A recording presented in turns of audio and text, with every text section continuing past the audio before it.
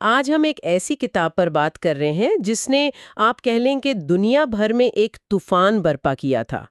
France فانن کی دا ریچنڈ of the ارتھ۔ جی ہاں، واقعی ایک بہت اہم اور متنازع کتاب۔ بالکل، یہ کوئی آسان پڑھنے والی کتاب نہیں ہے۔ 20ویں صدی کی ایک انتہائی طاقتور تحریر ہے جو نوآبادیات، نفسیات اور انقلاب جیسے موضوعات کے گرد گھومتی ہے۔ صحیح۔ آج ہمارے پاس اس کتاب کا پہلا باب ہے تشدد کے متعلق، اور ساتھ ہی ژان پال سارتر کا لکھا ہوا وہ مشہور بلکہ کہنا چاہیے کہ کافی اشتعال انگیز دباچہ بھی ہے۔ جی، وہ دباچہ تو خود ایک مکمل بحث کا موضوع ہے۔ ہاں نا، تو آج ہمارا مقصد یہ ہے کہ ان تحریروں کے اندر جو بنیادی خیالات ہیں ان کو سمجھنے کی کوشش کریں۔ نو آبادیاتی نظام اصل میں ہے کیا چیز؟ اس کے خاتمے میں یعنی ڈی کالونائزیشن میں تشدد کا کیا کردار ہے، اور شاید سب سے اہم بات، نو آبادکار یعنی قابض اور نو آبادیاتی عوام یعنی محکوم، ان کے درمیان نفسیاتی سطح پر کیا چل رہا ہوتا ہے۔ یہ نفسیاتی پہلو فنن کے کام میں بہت مرکزی ہے۔ تو آئیے اس گہری اور کافی پیچیدہ گفتگو کا آغاز سارترے کے دباچے سے کرتے ہیں۔ اسی نے تو ایک طرح سے پوری بحث کے لیے سٹیج تیار کیا تھا۔ ٹھیک ہے۔ سارترے تو جیسے آپ نے کہا کوئی لگی لپٹی نہیں رکھتے، وہ شروع ہی کرتے ہیں یورپ کی منافقت پر ایک براہ راست حملے سے۔ جی بالکل۔ وہ بتاتے ہیں کہ کیسے یورپی طاقتوں نے اپنی کالونیوں میں ایک خاص طبقہ پیدا کیا جسے وہ مقامی اشرافیہ کہتے ہیں۔ یہ وہ لوگ تھے جنہیں مغربی تعلیم دی گئی، مغربی اقدار سکھائیں گئیں۔ ہاں، جنہیں ایک طرح سے ماڈل نیٹو بنایا گیا۔ بالکل، لیکن سارترے انہیں کیا کہتے ہیں؟ چلتی پھرتی جھوٹی کہانیاں۔ وہ کہتے ہیں یہ لوگ اپنے ہی لوگوں سے کٹ چکے تھے اور بس پیرس یا لندن سے آئی ہوئی باتیں دہراتے تھے۔ ایک طرح کا ثقافتی خلا پیدا ہو گیا۔ سارترے لکھتے ہیں کہ شروع میں تو یورپ کو ان پر بڑا فخر تھا، بھئی دیکھو ہماری تہذیب کا اثر، لیکن پھر وہ کہتے ہیں ایک نئی نسل آئی جی، جس نے سوال اٹھانا شروع کر دیا، جس نے کہا کہ آپ ہمیں انسانیت کا درس دیتے ہیں مگر آپ کے اپنے رویے وہ تو ہم انسان ہی نہیں سمجھتے۔ یہیں سے وہ تصادم شروع ہوتا ہے۔ اور یہیں فینن کی آواز سارتر کے مطابق ایک نئی شدت کے ساتھ سامنے آتی ہے۔ فینن کا وہ مشہور جملہ یاد ہے، اس یورپ کو چھوڑ دو جو انسان کی بات کرتے نہیں تھکتا۔ مگر جہاں بھی اسے انسان ملتے ہیں انہیں قتل کرتا ہے۔ جی، بہت طاقتور۔ اور سارتر کی سب سے زیادہ چونکا دینے والی بات میرا خیال ہے یہ ہے کہ فینن اب یورپیوں سے بات نہیں کر رہا، ہاں، یہ بہت اہم نکتہ ہے، بلکہ ان کے بارے میں بات کر رہا ہے، گویا وہ اب تاریخ کا حصہ بن چکے ہیں، ایک آبجیکٹ۔ بالکل، سارتر کا دیباچہ ایک طرح سے یورپی ضمیر پر آپ کہہ لیں ایک چارٹ شیٹ ہے۔ اس کا مقصد ہی یہی تھا کہ یورپ کے لوگ جو اپنی مادر وطن میں آرام سے بیٹھے ہیں ان کو نوآبادیات کی صفاق حقیقت دکھائی جائے اور ان کی اپنی ذمہ داری کا احساس دلایا جائے۔ جی، اور یہ بتایا جائے کہ آپ بھی اس ظلم میں شریک ہیں۔ سارتر وہ دلچسپ تصور لاتے ہیں کہ ہر یورپی شہری کے اندر، چاہے وہ کالونی گیا ہو یا نہیں، ایک نو آبادکار چھپا بیٹھا ہے۔ کیونکہ فائدے تو سب تک پہنچ رہے تھے۔ بالکل، نو آبادیاتی لوٹ مار سے جو دولت آئی اس سے سبھی نے باواسطہ طور پر فائدہ اٹھایا۔ یہ بہت بڑا الزام تھا۔ اور پھر وہ شرم کی بات کرتے ہیں۔ ہاں، شرم بطور ایک انقلابی جذبہ۔ جی، کہ شاید یہی شرمندگی یورپیوں کو جھنجھوڑے، انہیں اپنی تاریخ کا سامنا کرنے پر مجبور کرے۔ سارتر فینن کے کام کو تاریخ کی جدلیات یعنی ڈائلیکٹکس کے طور پر دیکھتے ہیں۔ جدلیات یعنی تضادات اور کشمکش سے تاریخ کا آگے بڑھنا؟ بالکل، وہ دکھاتے ہیں کہ نوآبادیاتی تشدد کا مقصد تھا مقامی آبادی کو غیر انسانی بنانا، ڈی ہیومنائز کرنا، انہیں جانوروں کی سطح پر لے آنا۔ اور اسی سے جڑا ہے وہ بومرینگ اثر کا نظریہ۔ اچھا، یہ بومرینگ اثر کیا ہے؟ کہ کالونیوں میں جو تشدد بویا گیا وہ واپس یورپ کی طرف پلٹتا ہے، وہ خود یورپی معاشرے کو اندر سے کھوکھلا کرتا ہے، چاہے وہ پولیس کی بڑھتی ہوئی بربریت ہو یا معاشرتی ٹوٹ پھوٹ۔ یہ تو واقعی غور طلب بات ہے کہ تشدد صرف ایک طرف نہیں رہتا۔ اچھا، تو یہ تو ہوا سارتر کا تیکھا تجزیہ یورپ کے بارے میں۔ اب ذرا خود فینن کی طرف آتے ہیں۔ وہ نوآبادیاتی نظام کے خاتمے کو کیسے دیکھتے ہیں، خاص طور پر اپنے پہلے باب تشدد کے متعلق میں؟ جی، فینن کا بنیادی موقف تو بہت واضح ہے، دو ٹوک ہے۔ وہ کہتے ہیں کہ نوآبادیاتی نظام کا خاتمہ یعنی ڈی کالونائزیشن، وہ ہمیشہ ایک پرتشدد عمل ہوتا ہے. یہ کوئی میز پر بیٹھ کر سمجھوتا کرنے والی بات نہیں ہے. ان کے نزدیک یہ ناگزیر ہے. وہ لکھتے ہیں کہ یہ صرف ایک قسم کے لوگوں کی جگہ دوسری قسم کے لوگوں کا آنا نہیں ہے، بلکہ یہ ایک مکمل سماجی، سیاسی، نفسیاتی ہر طرح کی الٹ پھیر ہے. ایک مکمل تبدیلی. وہ ٹیبولا راسا کی بات کرتے ہیں. لاطینی لفظ ہے، مطلب صاف تختی، یعنی پرانے نظام کو بالکل مٹا دینا ہے، جڑ سے اکھاڑ پھینکنا. اور پھر وہ بائبل کا حوالہ دیتے ہیں کہ آخری پہلے ہوں گے.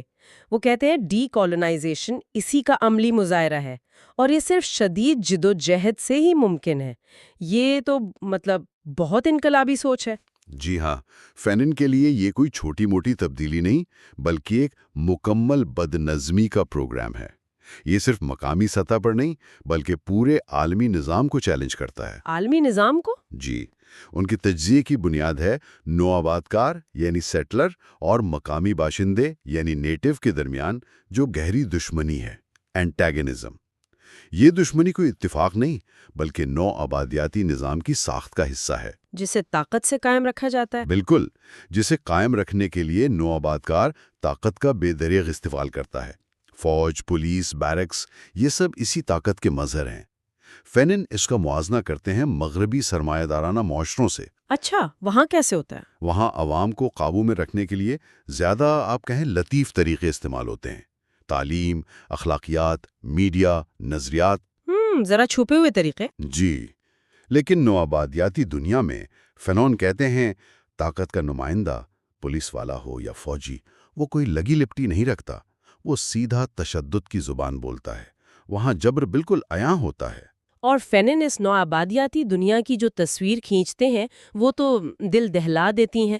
وہ کہتے ہیں یہ دنیا صاف طور پر دو حصوں میں بٹی ہوئی ہے. بالکل واضح تقسیم. ایک طرف نوآبادکار کا شہر ہے، صاف ستھرا، پکی سڑکیں، روشنیاں، پتھر اور سٹیل کی عمارتیں، جہاں لوگوں کے پیٹ بھرے ہوئے ہیں، جہاں ہر طرح کی سہولت ہے. اور دوسری طرف بالکل اس کے الٹ مقامی باشندوں کا علاقہ ہے، جسے وہ بدنام جگہ کہتے ہیں. جھونپڑیوں کا شہر، گندگی، کیچڑ، بھوک، جہاں انسان گھٹنوں کے بل جھکے ہوئے ہیں. یہ تضاد اتنا واضح ہے. اور پھر فینن مقامی باشندے کی نفسیات کی بات کرتے ہیں. اس کی نظروں میں ہوس اور حسد ہے. جی، ایک گہری خواہش. وہ نوآبادکار کی ہر چیز پر قبضہ کرنا چاہتا ہے، اس کی زمین، گھر، دولت. فینن کو یہاں تک لکھتے ہیں کہ اس کی بیوی پر بھی نظر ہوتی ہے. اور نوآبادیکار یہ جانتا ہے، اسے اس حسد کا پتہ ہے، اس لیے وہ ہمیشہ چوکنا رہتا ہے، دفاعی پوزیشن میں، یہ سوچتے ہوئے کہ یہ لوگ ہماری جگہ لینا چاہتے ہیں. یہ جو دنیا کی تقسیم ہے نا، اس کے نتائج بہت گہرے ہیں. فینن اس صورتحال کو بیان کرنے کے لیے مانیکینزم یا مینیکینزم کی اصطلاح استعمال کرتے ہیں. مانیکینزم یہ کیا ہے؟ مانیکینزم ایک قدیم فلسفہ تھا جو کائنات کو خیر اور شر، روشنی اور تاریکی کی دو اٹل قوتوں میں تقسیم کرتا تھا. فینن کہتے نو آبادیاتی دنیا بالکل ایسی ہی ہے. اچھا، مطلب کوئی درمیانی راستہ نہیں؟ کوئی درمیانی راستہ نہیں، کوئی سرمئی علاقہ نہیں. نو آبادکار خود کو خیر، تہذیب، روشنی سمجھتا ہے اور مقامی باشندے کو شر، وحشت، تاریکی کا مجسمہ بنا کر پیش کرتا ہے. اسے غیر انسانی قرار دیا جاتا ہے. بالکل، اقدار سے عاری سمجھا جاتا ہے. فینن بتاتے ہیں کہ نو آبادی کار مقامی لوگوں کو بیان کرنے کے لیے جانوروں والی اصطلاحات استعمال کرتا ہے، جیسے ان کی حرکتوں کو رینگنا کہنا، ان کی آبادی کو غول کہنا، اوہ خدایا، ان کے علاقوں سے بدبو آنے کی بات کرنا. یہ صرف نسلی یا ثقافتی تقسیم نہیں، اس کی جڑیں معاشی حقیقت میں ہیں. فینن کا وہ مشہور جملہ ہے، تم امیر ہو کیونکہ تم گورے ہو. تم گورے ہو کیونکہ تم امیر ہو. ہاں یاد ہے. یہاں نسل اور معاشی حیثیت لازم و ملزوم ہے. اسی لیے فینن کہتے ہیں کہ نوآبادیاتی مسئلے کو سمجھنے کے لیے روایتی مارکسی تجزیے کو، جو صرف طبقاتی فرق پر زور دیتا ہے، اسے ناکافی سمجھتے ہیں. اسے تھوڑا پھیلانے کی ضرورت ہے، کیونکہ یہاں نسل کا عنصر بنیادی ہے. یہاں تک کہ مذہب بھی فینن کے مطابق اس تقسیم سے نہیں بچ پاتا.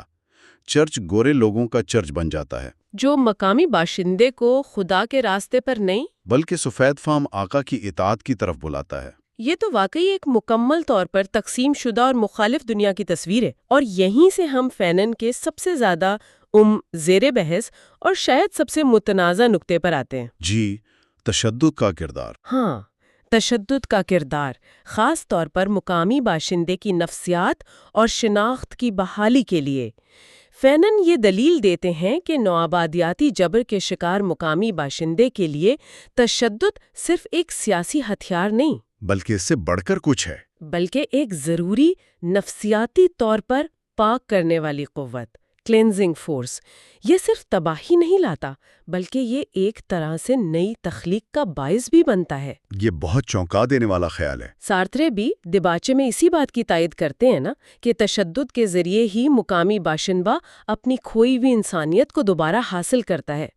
فینن کا وہ مشہور اور انتہائی چونکا دینے والا اقتباس، ایک یورپی کو گولی مارنا ایک تیر سے دو شکار کرنے کے مترادف ہے، ایک جابر اور ایک مظلوم کو ایک ہی وقت میں تباہ کرنا، باقی ایک مردہ آدمی رہتا ہے اور ایک آزاد آدمی۔ جی، یعنی فینن کی نظر میں تشدد وہ عمل ہے جو نوآبادیاتی نظام کا مسلط کردہ احساس کمتری، بے بسی، وہ جو نفسیاتی ٹوٹ پھوٹ ہے، اسے جڑ سے اکھاڑ پھینکتا ہے۔ ہاں، اور محکوم کو دوبارہ ایک آزاد انسان بناتا ہے، ایک ایسا انسان جو اپنی قومی سرزمین پر اپنے پاؤں پر کھڑا ہو سکے۔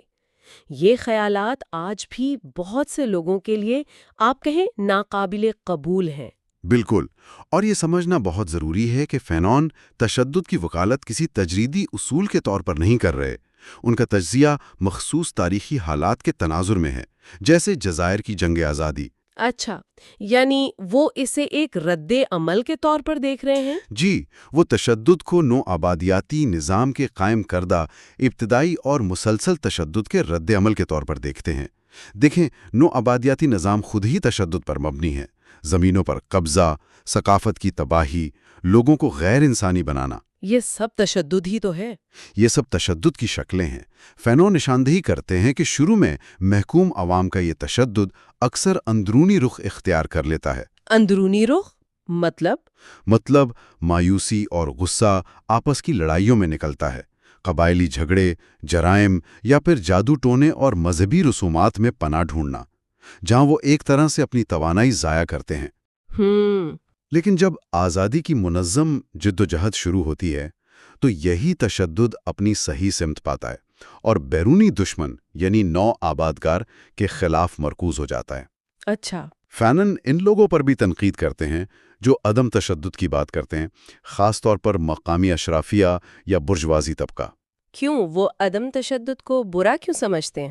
وہ سمجھتے ہیں کہ یہ طبقے اکثر نو آبادکار سے سمجھوتا کرنے اور اپنے مفادات کے تحفظ کے لیے عدم تشدد کا نعرہ لگاتے ہیں۔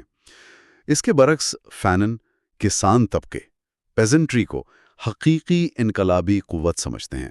کسان طبقے کو کیوں؟ کیونکہ ان کے پاس کھونے کے لیے اپنی زنجیروں کے سوا کچھ نہیں ہوتا، اور ان کے مطابق یہ مشترکہ پرتشدد جدوجہد ہی ہے جو مختلف قبائل اور گروہوں کو متحد کرتی ہے۔ اچھا، یعنی یہ اتحاد پیدا کرتی ہے؟ جی، ان کے آپسی اختلافات کو ختم کرتی ہے اور ایک مشترکہ قومی شعور، نیشنل کانشسنس کو جنم دیتی ہے۔ یعنی تشدد صرف تباہی نہیں بلکہ فینن کے مطابق اتحاد اور قومی شناخت کی تعمیر کا ذریعہ بھی بن سکتا ہے۔ یہ واقعی ایک پیچیدہ اور گہرا نقطہ ہے۔ بہت پیچیدہ۔ لیکن فینن صرف نو آبادیاتی علاقے کی اندرونی صورتحال تک ہی محدود نہیں رہتے، وہ بین الاقوامی منظرنامے پر بھی نظر ڈالتے ہیں۔ جی، عالمی تناظر بہت اہم ہے۔ وہ بتاتے ہیں کہ عالمی حالات کس طرح ان آزادی کی تحریکوں پر اثر انداز ہو رہے ہیں۔ وہ سرد جنگ کے دور کا ذکر کرتے ہیں، امریکہ اور سوویت یونین کی کشمکش کا۔ ہاں، وہ سرمایہ دار طاقتوں کے آپسی مقابلے اور اس بات کی طرف اشارہ کرتے ہیں کہ بڑی طاقتوں کے لیے اب کھلم کھلا وحشیانہ طاقت کا استعمال پہلے جیسا آسان نہیں رہا۔ اس کے سیاسی اور معاشی نقصانات بڑھ گئے ہیں۔ جی، دنیا بدل رہی تھی۔ وہ کہتے ہیں کہ عالمی طاقتوں کی یہ آپسی کشمکش، یہ جو ایک دوسرے کو روکنے کی کوشش ہے جسے وہ پیرالیسس کہتے ہیں، یہ دراصل نو آبادیاتی عوام کے لیے ایک موقع فراہم کرتی ہے۔ بالکل۔ یہ انہیں تاریخ کے دھارے میں شامل ہونے اور عالمی سطح پر اپنی آواز بلند کرنے کا موقع دیتی ہے۔ جی ہاں، یہ عالمی تناظر فینن کے تجزیے میں بہت اہم ہے۔ ان کا کہنا ہے کہ اب کوئی بھی مقامی جدوجہد، چاہے وہ کتنی ہی چھوٹی کیوں نہ ہو، وہ الگ تھلگ نہیں رہ سکتی۔ وہ عالمی بن جاتی ہے۔ جی، سرد جنگ کے ماحول میں ہر واقعہ، ہر بغاوت، ہر ظلم فوراً بین الاقوامی توجہ حاصل کر لیتا ہے اور عالمی طاقتوں کی کشمکش کا حصہ بن جاتا ہے، جسے وہ تیسری دنیا کہتے ہیں۔ ہاں، تھرڈ ورلڈ۔ یعنی نئی آزاد ہونے والی یا آزادی کے لیے لڑنے والی اقوام، وہ خود کو اس عالمی شطرنج کی بساط پر پاتی ہیں۔ یہیں سے غیر جانبداری یعنی نیوٹرلزم کا تصور سامنے آتا ہے۔ کسی بلاک میں شامل نہ ہونا۔ جی، اگرچہ فینن اس کی عملی مشکلات سے بھی واقف ہیں۔ ایک طرف تو بڑی طاقتیں ان تحریکوں کو اپنے مقاصد کے لیے استعمال کرنے کی کوشش کرتی ہیں، لیکن دوسری طرف یہی عالمی توجہ ان تحریکوں کو ایک نئی قسم کی طاقت اور قانونی حیثیت لیجیٹیمیسی بھی عطا کرتی ہے۔ ان کی جدوجہد اب صرف مقامی نہیں رہتی۔ بالکل، بلکہ پوری دنیا کے لیے اہمیت اختیار کر جاتی ہے۔ تو اگر ہم سمیٹیں، سارتر کا گیباچا اور فینن کا یہ پہلا باب، یہ ہمیں نو آبادیات کی حقیقت اور اس سے نجات کے عمل کے بارے میں کچھ نہایت چونکا دینے والے، پریشان کن لیکن گہرے خیالات سے متعارف کراتے ہیں۔ جی، بنیادی نکات بہت واضح ہیں۔ بنیادی نقطہ یہ ہے کہ نو آبادیاتی نظام اپنی فطرت میں ہی پرتشدد ہے، اور اس کا خاتمہ بھی فینن کے مطابق لازمی طور پر تشدد کے ذریعے ہی ممکن ہے۔ انہوں نے نو آباد کار اور مقامی باشندے دونوں پر اس نظام کے تباہ کن نفسیاتی اثرات کو بے نقاب کیا، اس دو حصوں میں بٹی ہوئی مانویتی دنیا کی تصویر کشی کی، اور تشدد کے کردار پر ایک بہت مختلف زاویہ پیش کیا۔ ہاں، اور سب سے بڑھ کر اس مخصوص تاریخی تناظر میں تشدد کو ایک ممکنہ طور پر تخلیقی، آزاد کرانے والی اور قومی شعور بیدار کرنے والی قوت کے طور پر پیش کیا۔ یہ وہ خیالات ہیں جو آدھی صدی سے زیادہ گزرنے کے باوجود آج بھی متعلقہ ہیں اور شدید بحث کو جنم دیتے ہیں۔ بالکل، اور یہ بحثیں اہم بھی ہیں۔ شاید آخر میں ایک سوال جو سننے والوں کے غور و فکر کے لیے چھوڑا جا سکتا ہے، وہ یہ ہے، جی، فینن اور سارتر جس تشدد کا تجزیہ کر رہے ہیں، وہ نو آبادیاتی نظام کے انتہائی ظلم، نسل پرستی اور غیر انسانی سلوک کے مخصوص حالات سے پیدا ہوا تھا۔ یہ تو واضح ہے۔ ہاں، لیکن کیا وہ بنیادی حرکیات، یعنی جہاں طاقت کا توازن شدید طور پر بگڑا ہوا ہو، جہاں ایک گروہ دوسرے کو کمتر سمجھے، اسے غیر انسانی جانے اور اس پر منظم جبر کرے، کیا یہ حرکیات آج کی دنیا میں طاقت کے عدم توازن کے دیگر سیاق و سباق میں، چاہے وہ کلاسیکی نوآبادیات کی شکل میں نہ ہوں؟ جی، چاہے وہ کلاسیکی نوآبادیات نہ بھی ہوں، کیا یہ حرکیات کسی نہ کسی طرح ظاہر ہو سکتی ہیں یا سمجھی جا سکتی ہیں؟ یہ سوال ہمیں فینن کے تجزیے کو ان کے فوری تناظر سے آگے بڑھ کر سوچنے پر مجبور کرتا ہے۔ یقیناً ایک ایسا سوال جو مزید سوچ بچار اور تحقیق کی دعوت دیتا ہے۔ دی رچڈ آف دی ارتھ کے ان بنیادی خیالات پر غور و فکر یقیناً جاری رہنا چاہیے۔ آج کے لیے اتنا ہی۔ خوش آمدید۔ جہاں پچھلی بار بات چھوڑی تھی، وہیں سے آج گفتگو کو آگے بڑھاتے ہیں۔ ہم فرانس فینن کی تحریروں کو سمجھنے کی کوشش کر رہے ہیں، خاص طور پر نو آبادیات کے اثرات کے حوالے سے۔ جی بالکل۔ پچھلی دفعہ کچھ بنیادی باتوں پر بات ہوئی تھی، آج ذرا گہرائی میں جائیں گے اور 3 خاص پہلوؤں پر غور کریں گے۔ ایک تو یہ کہ قومی ثقافت نو آبادیاتی جنگ میں کیسے شکل اختیار کرتی ہے یا بگڑتی ہے۔ جی۔ دوسرا، نو آبادیاتی جنگ، خاص طور پر الجزائر جیسی جنگ، اس کے ذہنی صحت پر کیا اثرات ہوتے ہیں، جو کہ بہت ہی سنگین ہیں۔ بہت زیادہ۔ اور تیسرا، آزادی کے بعد نئی قوموں کو کیا چیلنجز درپیش ہوتے ہیں، خاص طور پر اپنی ہی کیا کہتے ہیں نئی بننے والی اشرافیہ کی طرف سے۔ تو ہمارے سامنے فینن کے تجزیے کے اہم نکات ہیں۔ بالکل، اور فینن کی خوبی یہی ہے کہ وہ صرف سیاسی یا معاشی سطح پر نہیں رہتے، وہ بہت گہرائی میں جا کر دیکھتے ہیں کہ یہ پورا نظام، یہ نو آبادیات کس طرح تاریخ کو، ثقافت کو اور سب سے بڑھ کر انسان کی نفسیات تک کو مجروح کرتا ہے۔ روح تک کو۔ جی، تو آج ہم دیکھیں گے کہ آزادی کی جدوجہد کیسے ایک نئی ثقافت کو جنم دے سکتی ہے، جنگ کیسے ذہنوں پر گہرے نشان چھوڑتی ہے، اور پھر آزادی کے بعد وہ کون سے اندرونی خطرات ہیں، جیسے وہ قومی شعور جو بعد میں تنگ نظری بن جاتا ہے، یا نئی حکمران کلاس کے مسائل۔ تو آئیے پہلے قومی ثقافت سے ہی شروع کرتے ہیں۔ فینن لکھتے ہیں کہ نو آبادیاتی طاقتیں صرف زمین پر قبضہ نہیں کرتی، وہ ماضی پر بھی قبضہ کرتی ہیں۔ صحیح، وہ محکوم قوم کی تاریخ کو ایسے پیش کرتی ہیں جیسے وہ وحشیانہ ہو، تاریک ہو، پسماندہ ہو، بالکل تاکہ وہ یہ جواز پیدا کر سکیں کہ دیکھو ہم آئے تو تم مہذب ہوئے۔ جی، ہم نہ آتے تو تم لوگ تو بس ایسے ہی تھے۔ یہ ایک طرح کا جواز ہوتا ہے ان کے قبضے کا۔ یہ بہت ہی اہم نقطہ ہے۔ وہ ماضی کو بگاڑ کر لوگوں کے ذہنوں کو خالی کرنا چاہتے ہیں، ان کی اپنی شناخت پر سوالیہ نشان لگاتے ہیں۔ فینن نے وہ نوآبادیاتی ماں والی مثال دی ہے نا، ہاں بتائیے گا۔ کہ قابض طاقت خود کو ایک ایسی ماں کے طور پر پیش کرتی ہے جو اپنے فطری طور پر بگڑے ہوئے مقامی بچے کو اس کی اپنی ہی تباہی سے بچا رہی ہے۔ مطلب یہ ایک نفسیاتی حملہ ہے۔ اوہ اچھا۔ تو اس حملے کے جواب میں مقامی دانشور جو ہیں وہ اپنی تاریخ، اپنی ثقافت کی طرف دیکھتے ہیں۔ یہ صرف کوئی ماضی کی شان و شوکت یاد کرنا نہیں ہوتا، بلکہ ایک ضرورت بن جاتی ہے۔ بالکل، یہ بقا کی جنگ بن جاتی ہے، اپنی شناخت بچانے کی۔ لیکن فینن یہاں ایک اور دلچسپ بات کہتے ہیں۔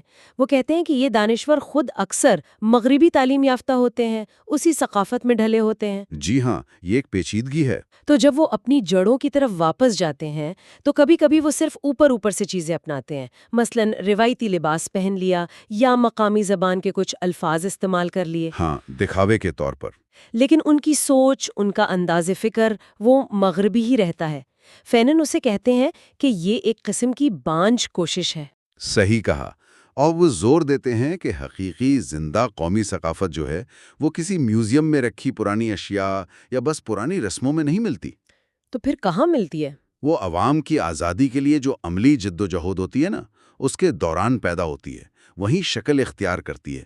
ثقافت صرف رسم نہیں ہوتی، بلکہ اکثر تو رسمیں ثقافت کا بگڑا ہوا، ٹھہرا ہوا روپ ہوتی ہیں۔ اچھا۔ تو فنکاروں کو، ادیبوں کو، انہیں بھی ماضی کے گنگانے کے بجائے حال کی جو تپتی ہوئی حقیقتیں ہیں ان سے جڑنا ہوگا، وہیں سے مستقبل نکلے گا۔ اس سلسلے میں وہ کیتا فودیبا کی نظم افریقی صبح اور نامان کی کہانی کی مثالیں بھی دیتے ہیں۔ نامان جو یورپ کے لیے لڑا، ہیرو بنا، لیکن وطن واپس آیا تو اپنے ہی لوگوں کی پولیس نے مار دیا۔ جی، یہ کہانیاں صرف ماضی کا رونا نہیں روتی، بلکہ حال میں کچھ کرنے کی، عمل کی دعوت دیتی ہیں، امید پیدا کرتی ہیں۔ تو اصل بات یہ ہوئی کہ قومی ثقافت کے لیے لڑنے کا مطلب پہلے قوم کی آزادی کے لیے لڑنا ہے۔ بالکل، فینین کا مرکزی خیال یہی ہے۔ یہی جد و جہد ثقافت کو زندہ رکھتی ہے، اسے نئی توانائی، نئی سمت دیتی ہے۔ یہ صرف پرانی قدروں کو بحال کرنا نہیں ہے، بلکہ نو آبادیاتی نظام میں جو انسان پس گیا تھا اسے ختم کر کے ایک نئی، آزاد انسانیت کو جنم دینا ہے۔ اور یہ قومی شعور قوم پرستی سے مختلف ہے۔ ہاں، یہ اہم فرق ہے۔ حقیقی قومی شعور تنگ نظر نہیں ہوتا، وہ آگے چل کر بین الاقوامی انسانی شعور کی بنیاد بن سکتا ہے۔ ٹھیک ہے۔ اچھا، اب آتے ہیں اس دوسرے اور شاید سب سے زیادہ تکلیف دہ پہلو کی طرف، نو آبادیاتی جنگ کے ذہنی اور نفسیاتی اثرات۔ فینن واضح کرتے ہیں کہ نو آبادیاتی نظام بذات خود ذہنی بیماریوں کی جڑ ہے، لیکن جنگ، خاص طور پر الجزائر جیسی کل جنگ، اس صورتحال کو کہیں زیادہ بگاڑ دیتی ہے۔ جی ہاں، وہ لکھتے ہیں کہ یہ جنگیں ذہنی عوارض کے لیے ایک زرخیز زمین کی طرح ہوتی ہیں۔ یہاں انہوں نے رد عمل والی نفسیات یعنی ریاکشنری سائیکوسس کی اصطلاح استعمال کی ہے۔ یہ کیا ہوتی ہیں؟ ایسا ماحول ہوتا ہے نا، اس کے براہ راست رد عمل میں پیدا ہوتے ہیں۔ یہ کوئی وقتی صدمہ نہیں ہوتا، اچھا۔ بلکہ یہ اکثر شخصیت کی بنیادوں کو ہلا دیتے ہیں، مستقل نقصان پہنچا سکتے ہیں۔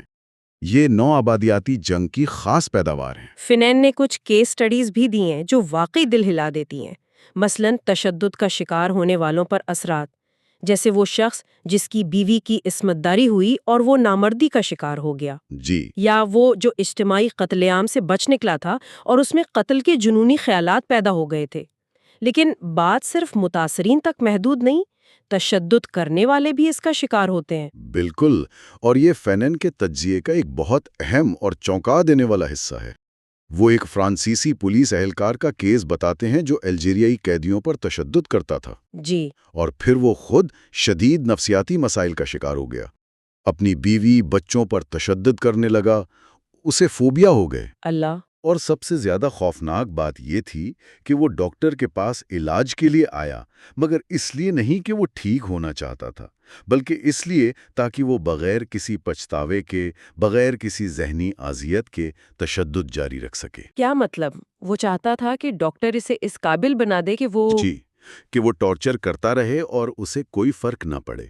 یہ ظاہر کرتا ہے کہ یہ تشدد صرف کسی ایک فرد کا عمل نہیں تھا، یہ ایک پورا منظم نظام تھا جو تشدد کرنے والے کو بھی اپنی گرفت میں لے لیتا تھا، اسے غیر انسانی بنا دیتا تھا۔ یہ تو بہت ہی خوفناک ہے، اور بچوں پر بھی اثرات کا ذکر ہے۔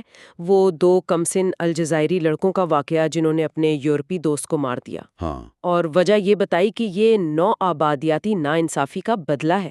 پھر مہاجر کیمپوں میں بچوں میں خوف، عدم تحفظ، نیند نہ آنا، تشدد کے رجحانات، یہ تو نسلوں تک چلنے والا زہر ہے۔ یقیناً اسی طرح خواتین کا ذکر ہے، خاص طور پر مہاجر کیمپوں میں جہاں غذائی قلت، خوف، بمباری، بے گھری کا ماحول تھا۔ وہاں بچے کی پیدائش کے بعد شدید ذہنی مسائل، نفلی نفسیات عام تھے۔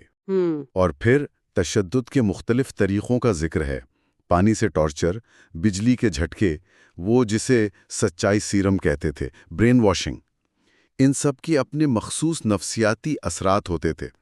مثلا بجلی کے کرنٹ کے بعد جسم میں سوئیاں چبھنے کا احساس مستقل رہ جانا۔ ایک اور تصور جو آپ نے ذکر کیا تھا، ماحول کی پیتھولوجی، یعنی ماحول کی وجہ سے بیماریاں؟ جی، یعنی جنگ کا جو عمومی ماحول ہے صرف براہ راست تشدد نہیں، بلکہ وہ مسلسل خوف، تناؤ، غیر یقینی صورتحال، اس سے بھی جسمانی اور نفسیاتی مسائل پیدا ہوتے ہیں، جیسے پیٹ کے السر یا خاص طور پر وہ پٹھوں کا شدید کھنچاؤ، جنرلائزڈ مسکولر کنٹریکشن۔ اچھا، جس کے بارے میں نوآبادیاتی ڈاکٹر کہتے تھے کہ یہ مقامی لوگوں کی کوئی نسلی خصوصیت ہے۔ ہاں، وہ اسے مقامی باشندوں کی پیدائشی سستی یا کچھ ایسا قرار دیتے تھے، لیکن فینون کہتے ہیں کہ یہ نسل پرستانہ تشخیص غلط ہے۔ یہ دراصل نوآبادیاتی جبر کے خلاف جسم کی ایک غیر ارادی مزاحمت، ایک تناؤ کی علامت ہے۔ یہ تو بالکل نیا زاویہ ہے۔ اسی طرح وہ الجزائر میں نوآبادیاتی دور میں مقامی آبادی کے آپس کے جرائم کی زیادہ شرح کو ان کے فطری کردار کا نتیجہ نہیں مانتے، جیسا کہ پروفیسر پروٹے جیسے کچھ فرانسیسی ماہر نفسیات کہتے تھے۔ تو پھر کیا وجہ تھی؟ فینن کہتے ہیں کہ یہ براہ راست نوآبادیاتی نظام کی پیدا کردہ غربت، بھوک، مایوسی اور وسائل پر قبضے کا نتیجہ تھا۔ نظام لوگوں کو ایک دوسرے کا دشمن بنا دیتا تھا۔ یعنی وسائل اتنے کم تھے کہ لوگ آپس میں لڑنے لگتے تھے۔ بالکل، اپنے پڑوسی کو، اپنے ہم وطن کو حریف سمجھنے لگتے تھے۔ لیکن فینن ایک بہت اہم مشاہدہ پیش کرتے ہیں۔ وہ کہتے ہیں کہ جب آزادی کی مسلح جدوجہد شروع ہوئی تو کیا ہوا؟ تو مقامی آبادی کے درمیان ہونے والے یہ جرائم، یہ آپسی لڑائیاں، یہ ڈرامیٹک طور پر کم ہو گئیں۔ اچھا، کیوں؟ کیونکہ لوگوں کی توانائی، ان کا غصہ اب اصل دشمن یعنی قابض نوآبادیاتی طاقت کی طرف مڑ گیا۔ جنگ نے انہیں ایک مشترکہ مقصد دیا، ایک اجتماعی ذمہ داری کا احساس دلایا۔ انہیں سمجھ آیا کہ اصل مسئلہ آپس کی لڑائی نہیں، اصل دشمن باہر ہے۔ یہ تو بہت گہری بات ہے۔ اچھا، جنگ ختم ہوئی، آزادی مل گئی، لیکن مسائل ختم نہیں ہوئے۔ رہنماؤں نے عوام سے کہا کہ اب غربت اور پسماندگی کے خلاف جنگ لڑنی ہے۔ جی، نعرہ تو یہی تھا۔ لیکن فینن فوراً نشاندہی کرتے ہیں کہ یہ جو یورپ کی ترقی اور خوشحالی نظر آتی ہے، اس کی بنیادیں کہاں ہیں؟ وہ کہتے ہیں کہ یہ تیسری دنیا کے استحصال، غلاموں کی محنت اور لوٹے گئے وسائل پر کھڑی ہیں۔ بالکل، وہ کہتے ہیں کہ یورپ کی دولت دراصل نو آبادیاتی عوام کے پسینے اور خون سے بنی ہے، اور جب یہ نو آبادیاتی طاقتیں مجبور ہو کر آزادی دیتی ہیں تو اکثر اپنا سرمایہ، اپنے ماہرین، سب کچھ سمیٹ کر لے جاتی ہیں، اور نئی قوم کو بے یار و مددگار چھوڑ دیتی ہیں۔ جی، اور ایک طرح سے دھمکی بھی دیتی ہیں کہ لو بھئی آزادی، اب بھگتو، آزادی چاہیے تھی نا، اب بھوکے مرو۔ تو نئی قوم کے پاس راستے بہت محدود رہ جاتے ہیں، یا تو سخت ترین کفایت شاری اور محنت مزدوری کریں، یا پھر واپس انہی سابق آقاؤں کی شرائط مان لیں اور معاشی طور پر غلام بن جائیں۔ بالکل، یہی دو راستے نظر آتے ہیں۔ تو فینن کیا حل بتاتے ہیں وہ؟ یہاں ایک بہت بڑا سوال اٹھاتے ہیں نا، دولت کی تقسیم کا۔ جی، وہ کہتے ہیں کہ کیا دنیا میں دولت کی اثر نو منصفانہ تقسیم کی ضرورت نہیں ہے؟ وہ یہ بھی کہتے ہیں کہ تیسری دنیا کو مغرب کے سرمایہ دارانہ ماڈل یا مشرق کے سوشلسٹ ماڈل کی اندھی تقلید نہیں کرنی چاہیے۔ انہیں اپنے حالات کے مطابق اپنے راستے، اپنے اقدار خود تلاش کرنی چاہیے۔ ایک اور مسئلہ جس کا ذکر ہے وہ یہ کہ نو آبادیاتی دور میں صرف وہی شعبے ترقی کرتے تھے جو قابض طاقت کی اپنی ضرورت پوری کرتے تھے۔ مثلا اگر انہیں کپاس چاہیے تو کپاس اگانے پر زور ہوگا، اگر معدنیات چاہیے تو کانکنی پر، باقی معیشت سے انہیں غرض نہیں ہوتی۔ تو آزادی کے بعد نئی قوم کو تقریباً صفر سے شروع کرنا پڑتا ہے، اپنی پوری معیشت کو نئے سرے سے ترتیب دینا۔ جی بالکل، اپنی برآمدات کی نوعیت بدلنی پڑتی ہے، اپنی زمین، اپنے وسائل کا دوبارہ جائزہ لینا پڑتا ہے، اور اس سب کے لیے کیا چاہیے؟ سرمایہ اور تکنیکی مہارت، جو ان کے پاس ہوتی نہیں۔ اور یہاں فینن وہ بہت ہی آپ کہہ لیں کہ جرت مندانہ موقف لیتے ہیں کہ مغربی ممالک سے مدد مانگنا بھیک نہیں۔ ہاں، وہ کہتے ہیں یہ بھیک نہیں، یہ ان پر واجب الادا قرض ہے، صدیوں کے استحصال کا حساب ہے۔ یہ امداد کوئی خیرات، کوئی صدقہ نہیں ہونی چاہیے، یہ ایک حق ہے۔ اور اگر وہ یہ قرض ادا نہ کریں تو فینن خبردار کرتے ہیں کہ پھر ان کا اپنا سرمایہ دارانہ نظام ہی اپنے اندرونی تضادات کا شکار ہو جائے گا۔ سرمایہ جمع ہوتا رہے گا، استعمال نہیں ہوگا، منڈیاں سکڑ جائیں گی اور یورپ خود بحران کا شکار ہو جائے گا۔ ویسے بھی نجی سرمایہ کار تو نئی غیر مستحکم قوموں میں پیسہ لگانے سے ڈرتے ہیں، یا اگر لگاتے بھی ہیں تو اپنی شرائط منواتے ہیں، سیاسی قیمت وصول کرتے ہیں، فوجی اڈے مانگتے ہیں۔ تو فینن کا مشورہ کیا ہے؟ وہ کہتے ہیں کہ تیسری دنیا کو اپنی اجتماعی طاقت پہچاننی چاہیے، انہیں متحد ہو کر اجتماعی خود انحصاری کی طرف بڑھ کر، یا کم از کم اس کی دھمکی دے کر مغربی ممالک کو مجبور کرنا چاہیے کہ وہ ترقی کے لیے وسائل فراہم کریں۔ اصل عالمی مسئلہ سرد جنگ نہیں، بلکہ دنیا کے اتنے بڑے حصے کی پسماندگی ہے۔ لیکن یہ تو ہوئے بیرونی چیلنجز۔ آزادی کے بعد ایک بڑا چیلنج تو اندر سے ہی پیدا ہوتا ہے، جس کا ذکر آپ نے شروع میں کیا تھا، وہ قومی شعور جو تنگ نظری اور قوم پرستی میں بدل جاتا ہے، اور نئی قومی اشرافیہ یعنی برجوازی کا کردار۔ فینن اس طبقے پر بہت سخت تنقید کرتے ہیں۔ جی بہت سخت۔ وہ کہتے ہیں کہ نو آبادیاتی ممالک میں آزادی کے بعد جو مقامی طبقہ اقتدار میں آتا ہے، وہ اکثر معاشی طور پر بہت کمزور، پسماندہ ہوتا ہے۔ اس کے پاس نہ سرمایہ ہوتا ہے، نہ تجربہ، نہ کوئی بڑا ویژن کہ ملک میں صنعتیں لگائے، پیداوار بڑھائے۔ تو پھر ان کا زور کس چیز پر ہوتا ہے؟ ان کا سارا زور ہوتا ہے دلالی پر، ٹھیکیداری پر، غیر ملکی کمپنیوں کے ایجنٹ بننے پر، جوڑ توڑ پر۔ یہ حقیقی معنوں میں ایک پیداواری طبقہ نہیں ہوتا، بلکہ ایک درمیانی طبقہ ہوتا ہے جو بس بیچ میں سے اپنا کمیشن بناتا ہے۔ ان کی تاریخی ذمہ داری تو یہ تھی کہ وہ عوام کی خدمت کرتے، اپنی تعلیم، اپنی صلاحیتیں ملک کی تعمیر میں لگاتے۔ بالکل۔ فینن کہتے ہیں کہ انہیں اپنی بوجھوا فطرت کو رد کر کے عوام کی خدمت کرنی چاہیے تھی، لیکن افسوس وہ کہتے ہیں کہ یہ طبقہ اکثر ایک احمقانہ، قابل نفرت اور عوام دشمن بوجھوازی کا راستہ اختیار کر لیتا ہے۔ یہ معیشت سے بھی ناواقف ہوتے ہیں۔ جی، چونکہ یہ خود فیکٹریاں نہیں لگا سکتے، تو پھر یہ مقامی دستکاریوں اور چھوٹی صنعتوں کی تعریفیں کرتے ہیں، جو اپنی جگہ اہم ہیں، مگر ملک کی مجموعی ترقی کے لیے کافی نہیں۔ یہ طبقہ صرف ان خالی جگہوں کو پر کرنے کی کوشش کرتا ہے جو غیر ملکی چھوڑ کر گئے ہیں۔ ڈاکٹر بن گئے، وکیل بن گئے، تاجر بن گئے، سرکاری افسر بن گئے۔ یعنی دلال کا کردار۔ ہاں، سابق نو آبادیاتی طاقت اور اپنے ملک کے درمیان ایک دلال کا کردار۔ اور سیاحت کو یہ لوگ سب سے بڑی قومی صنعت بنا کر پیش کرتے ہیں، جو حقیقت میں مغربی سیاحوں کی عیاشی کا انتظام کرنے کے مترادف ہوتا ہے۔ اور یہ رویہ صرف شہروں تک نہیں رہتا، دیہات میں بھی یہی ہوتا ہے۔ جی، دیہات میں جو زمیندار طبقہ ہوتا ہے وہ بھی کم و بیش یہی رویہ اپناتا ہے۔ اور پھر ایک اور بہت خطرناک چیز جنم لیتی ہے، نسل پرستی۔ نسل پرستی آزادی کے بعد؟ ہاں، پہلے تو یہ غیر ملکیوں کے خلاف ہوتی ہے جو پہلے سے ملک میں رہ رہے ہوتے ہیں، لیکن بہت جلد یہ اپنے ہی بر اعظم کے دوسرے ممالک کے باشندوں کے خلاف نفرت میں بدل جاتی ہے۔ فینن مثالیں دیتے ہیں آئیوری کوسٹ میں ڈاہومی، جو اب بینن ہے، کے لوگوں کے خلاف مہم چلی، سینیگال میں سوڈان کے لوگوں کے خلاف نفرت پھیلائی گئی۔ یعنی قوم پرستی، نسل پرستی اور علاقائی تعصب میں بدل جاتی ہے۔ بالکل۔ اور اس سے کیا ہوتا ہے؟ افریقی اتحاد یا تیسری دنیا کے اتحاد کا جو نظریہ ہوتا ہے وہ کمزور پڑ جاتا ہے۔ امیر علاقے غریب علاقوں کی مدد کرنے سے انکار کر دیتے ہیں۔ پرانی قبائلی اور علاقائی دشمنیاں جنہیں نوآبادیاتی دور میں ہوا دی گئی تھی وہ پھر سے زندہ ہو جاتی ہیں۔ کانگو کی مثال سامنے ہے۔ مذہب کو بھی استعمال کیا جاتا ہے؟ جی ہاں، مذہب کو بھی تقسیم کے لیے استعمال کیا جاتا ہے۔ مسلم بمقابلہ عیسائی یا عرب بمقابلہ سیاہ فام افریقی۔ یہ نئی قومی بورجوازی دراصل نوآبادیاتی دور کی پھوٹ ڈالو اور حکومت کرو والی سوچ کو ہی اپنا لیتی ہے اور آگے بڑھاتی ہے۔ اور سیاسی اداروں کا کیا حال ہوتا ہے؟ پارلیمنٹ وغیرہ؟ فینن کہتے ہیں کہ ادارہ جاتی سطح پر بھی یہ طبقہ ناکام رہتا ہے۔ پارلیمانی نظام اکثر شروع سے ہی ایک ڈھونگ، ایک دکھاوا ہوتا ہے۔ چونکہ ان کے پاس حقیقی معاشی طاقت نہیں ہوتی، یہ عوام میں مقبول نہیں ہوتے، تو یہ اپنی حکمرانی قائم رکھنے کے لیے آمریت کا سہارا لیتے ہیں، واحد پارٹی نظام قائم کر دیتے ہیں۔ اور یہ آمریت پھر کس پر انحصار کرتی ہے؟ یہ اکثر ایک رہنما، ایک لیڈر کی شخصیت پر انحصار کرتی ہے۔ وہی لیڈر جو کبھی آزادی کی جدوجہد میں عوام کی امیدوں کا مرکز تھا۔ اوہ، تو وہ لیڈر اب بدل جاتا ہے؟ فینن کے مطابق وہ اب اس نئی بورژوازی کے مفادات کا محافظ بن جاتا ہے۔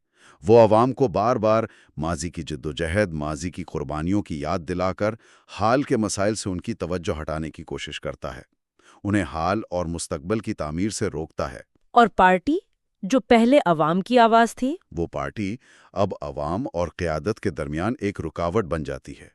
وہ نیچے سے عوام کی خواہشات اوپر لے جانے کی بجائے اوپر سے قیادت کے احکامات نیچے عوام تک پہنچانے کا ایک ذریعہ، ایک آلہ بن جاتی ہے۔ اس سب کا نتیجہ کیا نکلتا ہے پھر؟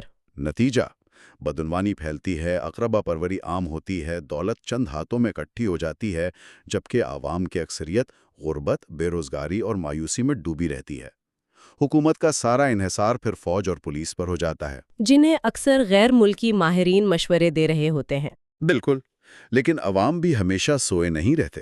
آہستہ آہستہ ان میں بیداری آتی ہے، حزب اختلاف منظم ہونے لگتی ہے۔ ایسی صورتحال میں پھر یہ خطرہ پیدا ہو جاتا ہے کہ فوج خود ہی اقتدار پر قبضہ کر لے۔ اور یہ بورژوازی فوج کے ہاتھ میں کٹ پتلی بن جائے؟ جی، اور اس طرح بالواسطہ طور پر سابق نو آبادیاتی طاقت کا اثر و رسوخ ایک نئے روپ میں واپس آ جاتا ہے۔ یہ تو ایک بہت ہی تاریک اور مایوس کن تصویر ہے۔ کیا فینن اس چکر سے نکلنے کا کوئی راستہ بھی بتاتے ہیں؟ ہاں، وہ مایوس نہیں ہوتے۔ ان کا تجزیہ سخت ہے، لیکن وہ حل بھی پیش کرتے ہیں۔ وہ کہتے ہیں کہ چونکہ یہ قومی برجوازی بنیادی طور پر کمزور اور نااہل ہے، اس لیے اسے غیر جانبدار کیا جا سکتا ہے، یعنی اس کے اثر کو محدود کیا جا سکتا ہے۔ کیسے؟ ضرورت اس بات کی ہے کہ جو ایماندار دانشور ہیں، جو سرکاری ملازمین ہیں، جو واقعی عوام کی بھلائی چاہتے ہیں اور منصوبہ بندی معیشت پر یقین رکھتے ہیں، انہیں آگے لایا جائے۔ درمیانے شعبہ جیسے تجارت، اسے قومی ملکیت میں لیا جائے، لیکن ریاستی کنٹرول کے بجائے جمہوری بنیادوں پر، جیسے کوآپریٹو نظام کے ذریعے۔ اور سب سے اہم کیا ہے؟ عوام کی مسلسل سیاسی تعلیم، انہیں باشعور بنانا۔ پارٹی اور قیادت کا کردار کیا ہونا چاہیے اس میں؟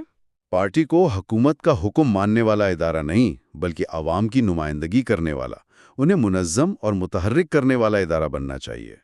اسے بہت زیادہ غیر مرکزی ہونا چاہیے، یعنی اختیارات نچلی سطح تک، گاؤں، محلے کی سطح تک منتقل کیے جائیں۔ اور لیڈروں کو کہاں ہونا چاہیے؟ فینن کہتے ہیں کہ رہنماؤں کو دارالحکومت کے عالیشان دفتروں اور محلات میں بیٹھنے کے بجائے دیہی علاقوں میں عوام کے درمیان رہنا چاہیے، تاکہ وہ ان کے حقیقی مسائل سے جڑے رہیں۔ دارالحکومت کی غیر ضروری مرکزیت اور اہمیت کو کم کرنا چاہیے۔ نوجوانوں اور فوج کے بارے میں بھی کچھ تجاویز ہیں؟ جی بالکل، نوجوانوں کو بیکاری اور مایوسی سے نکالنا بہت ضروری ہے۔ انہیں قومی تعمیر کے کاموں میں، چاہے وہ کھیتی باڑی ہو، سڑکیں بنانا ہو یا تعلیم کا حصول ہو، اس میں مصروف کرنا چاہیے۔ کھیلوں کو بھی صرف تفریح نہیں بلکہ قومی کردار سازی کا ذریعہ بنانا چاہیے۔ اور فوج، وہ تو خطرہ بھی بن سکتی ہے۔ اسی لیے فینن کہتے ہیں کہ فوج کو صرف ایک جنگی مشین نہیں رہنا چاہیے، اسے شہری اور سیاسی تعلیم کا مرکز بھی بنانا چاہیے۔ اسے صحیح معنوں میں قومی بنانا چاہیے، عوام سے جوڑنا چاہیے، تاکہ وہ حکومت یا عوام کے لیے خطرہ نہ بنے۔ شاید پیشاور فوج پر انحصار کم کر کے عوامی ملیشیا کو زیادہ اہمیت دینی چاہیے۔ تو اگر ہم ان سب باتوں کا خلاصہ کریں تو بنیادی پیغام کیا بنتا ہے؟ بنیادی پیغام یہ ہے کہ آزادی کے بعد تنگ نظر قوم پرستی کے جال میں پھنسنے سے بچنا ہوگا۔ اس خول سے جلد از جلد نکل کر ایک وسیع تر سیاسی اور سماجی شعور، فینن اسے انسانی شعور کہتے ہیں، اس کی طرف بڑھنا ہوگا۔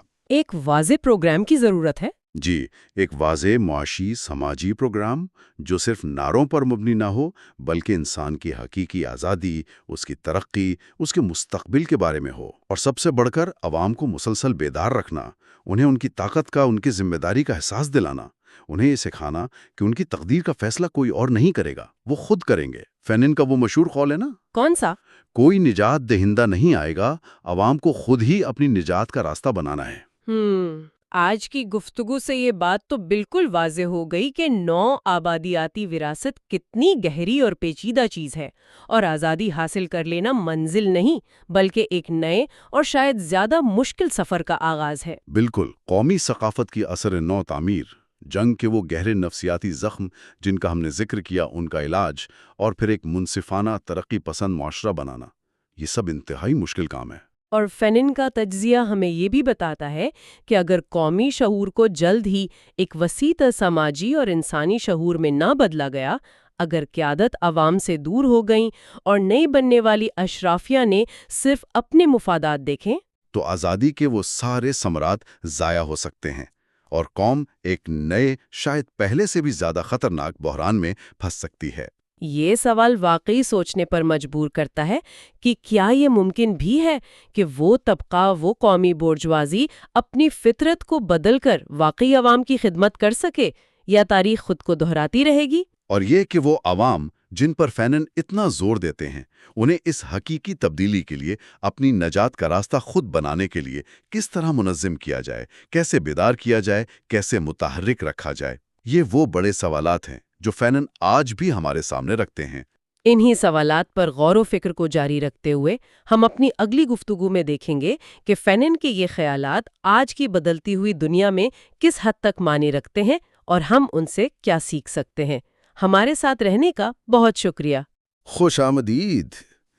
پچھلی بار ہم نے بات کی تھی کہ نوآبادیاتی نظام جب ختم ہوا تو کیا نئے مسائل سامنے آئے۔ آج ہم اسی گفتگو کو آگے بڑھا رہے ہیں، اور خاص طور پر فرانس فینن کے خیالات کو دیکھیں گے۔ انہوں نے قومی شعور کے نقصانات پر جو لکھا ہے اس پر بات کریں گے۔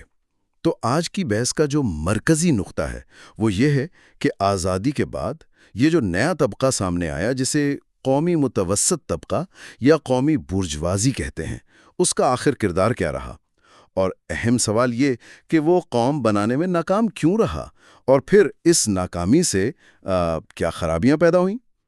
ٹھیک ہے، تو آئیے ذرا اس کو کھولتے ہیں۔ مصنف یعنی فینن بات یہاں سے شروع کرتے ہیں کہ جب نوآبادیات کے خلاف لوگ اٹھتے ہیں تو شروع میں تو وجہ کچھ خاص زیادتیاں ہوتی ہیں، جیسے آپ کہہ لیں جبری مشقت ہو گئی، یا سماجی ناانصافی، حقوق نہیں مل رہے وغیرہ۔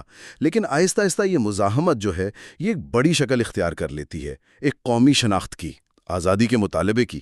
مگر یہیں وہ ایک خطرے کی بات کرتے ہیں۔ کہتے ہیں کہ اگر یہ جو قیادت کر رہا ہے تعلیم یافتہ طبقہ، اگر وہ عوام سے دور ہو، مطلب فکری طور پر سست ہو یا اسے عملی تجربہ نہ ہو، تو یہ جو نیا قومی شعور بن رہا ہے یہ بس ایک کھوکھلا خول رہ جاتا ہے۔ جی بالکل، اور یہ نقطہ بہت اہم ہے کہ آخر یہ کمزوری آتی کیوں ہے۔ مصنف کہتے ہیں کہ اس کی سیدھی سی وجہ یہ ہے کہ یہ قومی متوسط طبقہ سمجھ ہی نہیں پاتا کہ عوام کیوں لڑ رہے ہیں، ان کی اصل امنگیں کیا ہیں۔ انہیں اندازہ ہی نہیں ہوتا کہ لوگ کیا چاہتے ہیں، اور اس لا علمی کے یا لا تعلقی کے نتائج بہت خطرناک ہو سکتے ہیں۔ بجائے اس کے کہ ایک مضبوط قوم بنے، ریاست بنے، معاشرہ واپس آپ کہہ لیں علاقائی، نسلی، قبائلی جھگڑوں میں پھنس جاتا ہے۔ مصنف تو کافی سخت الفاظ استعمال کرتے ہیں، جیسے اس طبقے کی دانشورانہ کاہلی یا روحانی مفلسی۔ اچھا، تو مصنف نے اس طبقے کی کچھ خاص باتیں بھی بتائی ہوں گی۔ آزادی کے بعد یہ کیسا نظر آتا تھا؟ جی ہاں، وہ تفصیل سے بتاتے ہیں۔ کہتے ہیں کہ یہ طبقہ جو نو آبادیاتی طاقت کی بورژوازی تھی اس جیسا نہیں تھا۔ مطلب ان کے پاس نہ سرمایہ تھا، نہ کوئی بڑی صنعتیں چلانے کا تجربہ، نہ ٹیکنالوجی۔ تو پھر یہ کرتے کیا تھے؟ زیادہ تر تجارت یا زراعت کے ٹھیکے، یا پھر پروفیشنل سروسز جیسے وکالت، ڈاکٹری، یعنی بنیادی طور پر یہ بیچ وان تھے، مڈل مین۔ کوئی نئی چیز ایجاد کرنے والے یا بنانے والے نہیں تھے، اور ان میں نا جلدی سے امیر بننے کی خواص بہت زیادہ تھی۔ مصنف لکھتے ہیں کہ یہ بس ناجائز طریقوں سے مال بنانے کے نظام کا حصہ بننا چاہتے تھے۔ ان کی ایک سطحی قسم کی خود پسندی کا بھی ذکر ہے، اور یہ کہ جب چیزیں خراب ہونے لگتیں تو بجائے ذمہ داری لینے کے یہ الٹا پرانے آقاؤں سے مدد مانگنے لگتے تھے۔ تو یہ جو ان کی کمزوری تھی، کیا یہ نوآبادیاتی نظام کی وجہ سے تھی؟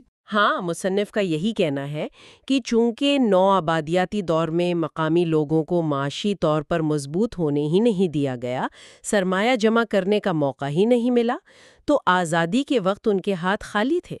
مصنف ایک طرح سے ان کے سامنے ایک تاریخی فرض رکھتے ہیں۔ وہ کہتے ہیں کہ انہیں چاہیے تھا کہ وہ اپنے ذاتی مفادات سے آگے بڑھ کر عوام کی خدمت کرتے، عوام جنہیں وہ اصل انقلابی طاقت کہتے ہیں۔ جو بھی علم، جو ہنر انہوں نے نوآبادیاتی اداروں سے سیکھا تھا، اسے عوام کی بھلائی کے لیے استعمال کرتے۔ لیکن ایسا ہوا نہیں؟ نہیں، بالکل نہیں۔ مصنف کا مشاہدہ بڑا تلخ ہے۔ وہ کہتے ہیں کہ اس طبقے نے یہ تاریخی موقع گنوا دیا۔ عوام کی خدمت کے بجائے وہ ایک احمق، قابل نفرت اور بے شرم بورژوازی بننے کی راہ پر چل پڑے۔ اچھا، اب ذرا معیشت کی بات کرتے ہیں۔ اس میدان میں ان کا کیا کردار رہا؟ یہاں تو مصنف کی تنقید کافی سخت لگتی ہے۔ جی، بہت سخت۔ وہ واضح کرتی ہیں کہ یہ قومی برجوازی اپنے ملک کی معیشت کو سمجھنے میں ہی ناکام رہی۔ ان کے پاس کوئی ٹھوس معاشی منصوبہ، کوئی پروگرام تھا ہی نہیں۔ وہ زیادہ تر بس وہی کرتے رہے جو نو آبادیاتی دور میں ہوتا تھا، یعنی کچا مال جیسے مونگ پھلی، کوکو، کپاس، یہ سب برآمد کرنا۔ مطلب صنعت کاری کی طرف کوئی دھیان نہیں دیا؟ فیکٹریاں لگانا، چیزیں بنانا؟ بالکل نہیں، کوئی توجہ نہیں۔ وہ ذہنی طور پر، مصنف کہتے ہیں، یورپ کے چھوٹے کسان ہی بنے رہے۔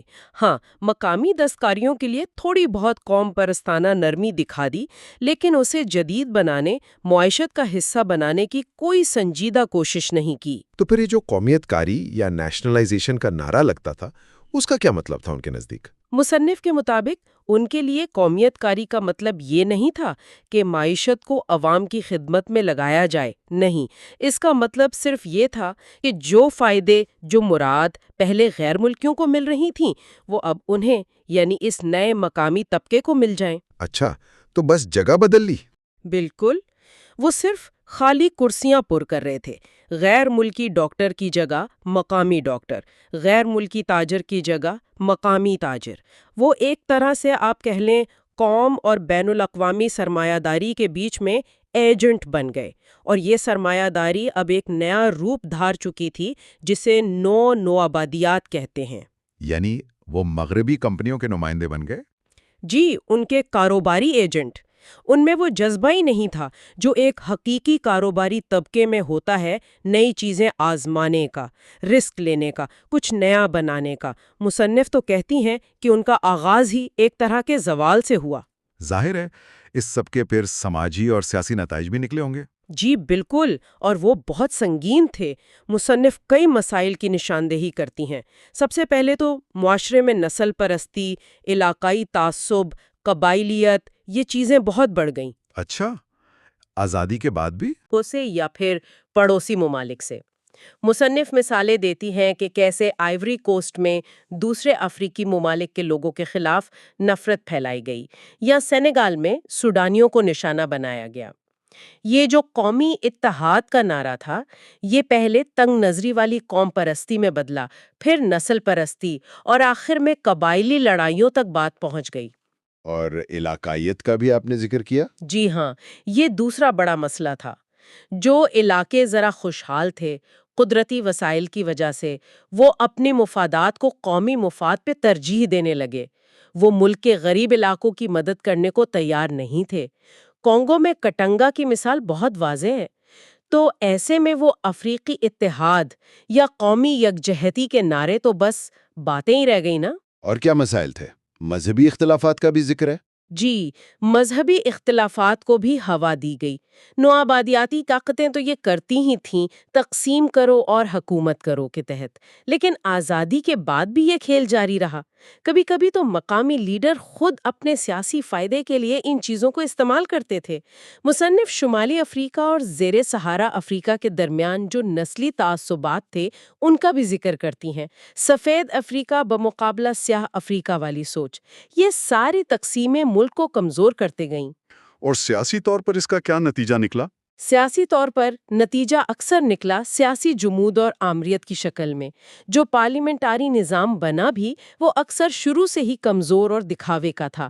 جلد ہی ایک پارٹی کی حکومت کا رواج پڑ گیا، جسے مصنف بورژوازی کی آمریت کی جدید شکل کہتی ہیں۔ حکمران طبقے کے درمیان پردہ بن جاتا ہے، عوام کو الجھائے رکھنے کے لیے، اور جو سیاسی پارٹی کبھی آزادی کی جنگ لڑ رہی تھی اب وہی عوام پر کنٹرول رکھنے اور جبر کرنے کا ذریعہ بن جاتی ہے۔ تو یہ سارا بگاڑ، چاہے وہ سماجی ہو، معاشی ہو یا سیاسی، اس کی جڑ وہی قومی درجوازی کی کمزوری اور عوام سے دوری ہے؟ جی، مصنف کا بنیادی تجزیہ یہی ہے کہ چونکہ اس طبقے کا مقصد صرف اقتدار اور مراعات حاصل کرنا تھا، غیر ملکی کی جگہ لینا تھا، اس لیے انہوں نے عوام کی ترقی اور بہبود کو بالکل نظر انداز کر دیا، اور اس سے جو مایوسی، غصہ اور تقسیم پیدا ہوئی، اس نے پورے معاشرے کو ہی کمزور کر دیا۔ لیکن کیا مصنف صرف مسائل ہی بتاتے ہیں یا کوئی حل بھی پیش کرتے ہیں، کوئی آگے کا راستہ؟ نہیں، وہ صرف مسائل نہیں بتاتے، وہ کچھ ممکنہ حل اور متبادل راستوں کی طرف بھی اشارہ کرتے ہیں۔ سب سے پہلی بات تو وہ یہ کہتے ہیں کہ اس نکمی اور نقصان دہ قومی برجوازی کو ہر حال میں روکنا ہوگا۔ ان کے خیال میں نئے آزاد ہونے والے ممالک کے لیے سرمایہ داری کا یہ مرحلہ، یہ راستہ ضروری ہی نہیں بلکہ نقصان دہ ہے، انہیں اس پر چلنا ہی نہیں چاہیے۔ تو پھر راستہ کیا ہے؟ اگر یہ نہیں تو پھر کیا؟ مصنف کچھ اہم نکات پر زور دیتے ہیں۔ پہلا تو ایماندار دانشوروں کا کردار، وہ دانشور جو ذاتی فائدے، عہدوں کی دوڑ سے الگ ہو کر عوام کے ساتھ کھڑے ہوں۔ لیکن اس سے بھی زیادہ ضروری وہ عوام کی سیاسی تعلیم پر زور دیتے ہیں۔ سیاسی تعلیم سے کیا مراد ہے؟ جلسے جلوس؟ نہیں، اس سے مراد ہے عوام کو یہ شعور دینا کہ سب کچھ ان پر منحصر ہے، انہیں یہ سمجھانا کہ ملک کی قسمت کے مالک وہ خود ہیں، انہیں سیاسی طور پر بالغ بنانا ہے۔ مصنف ایک جگہ شاعر ایم اے سیزیر کا حوالہ دیتے ہوئے کہتے ہیں کہ ہمیں نئی روحیں ایجاد کرنی ہے۔ وہ الجیریا کی مثال دیتے ہیں کہ کیسے جنگ کے دوران ہی عوام میں زمینی اصلاحات، کوآپریٹیو معیشت کی منصوبہ بندی، ان سب چیزوں کا شعور پیدا ہوا۔ یہ بات تو بنیادی ہے کہ تبدیلی عوام کی شمولیت سے ہی آئے گی، اوپر سے نہیں تھوپی جا سکتی۔ بالکل، اسی لیے مصنف عدم مرکزیت یعنی ڈی سینٹرلائزیشن پر بہت زور دیتے ہیں۔ کہتے ہیں کہ پارٹی اور حکومت کا ڈھانچہ بہت زیادہ غیر مرکزی ہونا چاہیے۔ لیڈرشپ کو دارالحکومت میں نہیں بلکہ دیہات میں، عوام کے بیچ رہنا چاہیے۔ دارالحکومت کی اہمیت کم ہونی چاہیے۔ پارٹی حکومت کا اوزار نہ ہو بلکہ عوام کی آواز کا براہ راست اظہار ہو۔ نوجوانوں اور فوج کے بارے میں کیا کہتے ہیں مصنف؟ نوجوانوں کے بارے میں ان کا خیال ہے کہ ان کی طاقت کو صرف مغربی تفریحات یا کھیلوں تک محدود نہ کیا جائے، انہیں ملک بنانے کے ٹھوس کاموں میں لگایا جائے، سڑکیں بنانا، اسکول بنانا، کھیتوں میں کام کرنا، اور فوج کو بھی معاشرے سے الگ تھلگ نہ رکھا جائے۔ فوجیوں کی سیاسی تعلیم ہو، وہ بھی عوامی خدمت کے کام کریں، اور ایک عوامی ملیشیا بھی ہو تاکہ فوج بغاوت نہ کر سکے۔ اور کوئی آخری اہم نقطہ جو اس سارے تجزیے کا خلاصہ ہو؟ جی، آخری اور شاید سب سے اہم بات وہ یہ کہ صرف قومی شعور یا قوم پرستی کافی نہیں ہے، اسے آگے بڑھ کر سماجی اور سیاسی شعور بننا چاہیے۔ مطلب آزادی کا مقصد صرف غیر ملکی راج ختم کرنا نہیں بلکہ ایک ایسا معاشرہ بنانا ہے جہاں انسانیت ہو، سماجی انصاف ہو، دولت کی تقسیم منصفانہ ہو، حکومت واقعی عوام کے ذریعے اور عوام کے لیے ہو۔ وہ یہاں سیکو تورے کا حوالہ دے کر اجتماعی سوچ اور عمل پر زور دیتے ہیں۔ تو خلاصہ یہ ہوا کہ مصنف کا پورا زور اسی بات پر ہے کہ اصل تبدیلی، اصل ترقی عوام کی بیداری سے، ان کی شمولیت سے، ان کے شعور سے آئے گی، نہ کہ کسی چھوٹے سے خود غرض طبقے کے اقتدار میں آنے سے۔ تو اس ساری گفتگو سے ہم کیا نتیجہ اخذ کر سکتے ہیں؟ مصنف کی یہ جو گہری اور کبھی کبھی چپتی ہوئی تنقید ہے، یہ ہمیں سمجھاتی ہے کہ کیوں بہت سے ملکوں میں آزادی کے بعد وہ امیدیں پوری نہیں ہوئیں جو لگائی گئی تھیں، کیوں یہ قومی متوسط طبقہ اکثر ناکام رہا، اور کیسے اس کی ناکامی نے ملکوں کو اندرونی جھگڑوں، معاشی پسماندگی اور سیاسی عدم استحکام کا شکار کر دیا۔ بالکل، اور یہیں سے آج کے لیے ایک بہت اہم سوال اٹھتا ہے۔ وہ ممالک جو آج بھی ترقی کی کوشش کر رہے ہیں، وہ ماضی کی ان غلطیوں سے کیسے بچ سکتے ہیں جن کی نشاندہی فینن نے اتنے سال پہلے کر دی تھی؟ یہ کیسے یقینی بنایا جائے کہ قومی آزادی صرف چہرے بدلنے کا نام نہ ہو، بلکہ وہ واقعی عوام کو طاقت دے، سماجی انصاف لائے اور پائیدار معاشی ترقی ممکن بنائے؟ یہ وہ سوالات ہیں جن پر آج بھی سوچنا اتنا ہی ضروری ہے جتنا پہلے تھا۔ اس اہم موضوع پر ہمارے ساتھ اس گہری گفتگو میں شامل ہونے کا بہت شکریہ۔ تو پچھلی نشست میں ہم نے نوآبادیاتی نظام کی گہرائیوں کو سمجھنے کی کوشش کی تھی، اس کی نوعیت اور آزادی کی جدوجہد کے وہ ابتدائی مراحل پر بات کی تھی۔ جی بالکل۔ آج ہم اس گفتگو کو سمیٹ رہے ہیں، خاص طور پر وہ چیلنجز جو آزادی کے بعد آئے اور ذرائع میں جو مستقبل کا راستہ دکھایا گیا ہے اس پر بات کریں گے۔ بالکل، اور یہ بہت اہم حصہ ہے کیونکہ اب ہم دیکھیں گے کہ نوآبادیاتی جنگ کے جو نفسیاتی اثرات تھے وہ کتنے گہرے تھے، اور پھر آزادی کے بعد جو قیادت آئی اس پر ان ذرائع میں کافی آپ کہہ سکتے ہیں سخت تنقید ہے۔ یہ سمجھنا ضروری ہے کہ یہ تحریریں صرف تجزیہ نہیں بلکہ ایک تبدیلی کا مطالبہ کر رہی تھیں۔ تو آئیے اس بحث کو انجام تک پہنچاتے ہیں۔ سب سے پہلے نوآبادیاتی جنگ کے ذہنی اثرات۔ ذرائع یہ واضح کرتے ہیں کہ یہ کوئی چند لوگوں کا مسئلہ نہیں تھا، یہ پورے نظام کا نتیجہ تھا۔ جی ہاں، اور ذرائع میں باقاعدہ کیس سٹڈیز ہیں، مثالیں ہیں ٹھوس۔ اچھا؟ جیسے ایک شخص جو اجتماعی قتل سے بچ گیا، اس میں بعد میں اندھا دھند قتل کرنے کے رجحانات پیدا ہو گئے، غیر امتیازی طور پر۔ اوہ، یہ تو بہت شدید ہے۔ جی، یا پھر ایک الجزائری مرد کا ذکر ہے جس کی بیوی کی بے حرمتی کی گئی اور اس صدمے کے بعد وہ مردانہ کمزوری کا شکار ہو گیا۔ یہ تو انسانی سطح پر بہت گہرے زخم ہے۔ بالکل، اور یہ صرف جسمانی نہیں، یہ اس کی ذات پر حملہ تھا۔ اور ایک دلچسپ بات جو یہ ذرائع بتاتے ہیں وہ یہ کہ اثرات صرف مقبوضہ لوگوں تک نہیں تھے۔ کیا مطلب؟ قابضین پر بھی اثرات ہوئے؟ جی، ذرائع ایسے یورپی پولیس والوں کا ذکر کرتے ہیں جو تشدد کے دوران چیخیں سن کر وہ ذہنی طور پر بیمار ہو گئے، راتوں کو سو نہیں پاتے۔ اچھا۔ یا ایک انسپیکٹر کو ذکر ہے جو لوگوں پر اتنا تشدد کرتا تھا کہ آخر میں وہ اپنے ہی گھر والوں پر، بیوی بچوں پر تشدد کرنے لگا۔ یعنی تشدد وہ پھیلتا ہے؟ جی، ایک متعدی بیماری کی طرح۔ تو بنیادی نقطہ یہ بنتا ہے کہ نوآبادیات خود وہ نفسیاتی بیماریوں کی ایک طرح سے فیکٹری تھی۔ زرخیز زمین تھی، یہ صرف جبر نہیں تھا بلکہ انسان سے اس کی انسانیت چھیننے کی کوشش تھی۔ بالکل، اور اسی لیے مقبوضہ لوگ مسلسل یہ سوال پوچھتے تھے اپنے آپ سے کہ میں کون ہوں؟ اپنی شناخت کا بحران۔ جی۔ ذرائع انہیں رد عملی نفسیاتی عوارض کہتے ہیں، یعنی ریاکشنری سائیکوسس۔ یہ وقتی غصہ نہیں تھا، یہ شخصیت پر گہرے زخم تھے جو شاید کبھی بھرتے بھی نہیں۔ بعض اوقات بالکل نہیں بھرتے، شخصیت گہرائی سے متاثر ہو جاتی تھی۔